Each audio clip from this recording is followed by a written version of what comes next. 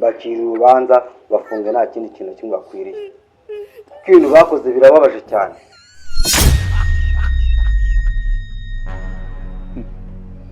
Uyu munsi ngatsinje kwihanangiriza abantu biba.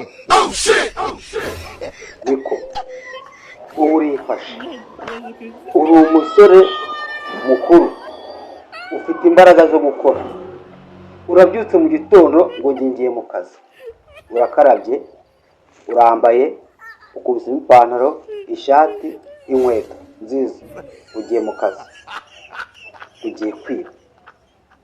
Muri make bumva utekereza, ese mwagiye mukora mugakira amaboko yanyu hasi mugakora, mugeza kwirwa mwifata bivuga ngo muzamukora kora mutwe y'abantu. Rwose apari ndakubwiye ngo abasore ubona bari hano bacira urubanza bafunga nta kindi kintu kimwe bakwiriye. Ibintu bakoze birababaje cyane.